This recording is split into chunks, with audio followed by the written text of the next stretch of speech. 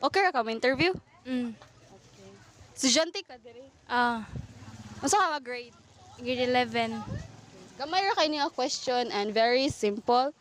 Kanang nakakita na ba ka og binisaya nga salida? Film, movie. Wala pa. Nganong wala pa man? Wala pa kakita. Kasagaran nakakita ang Tagalog. And Hollywood like that. English ug Tagalog.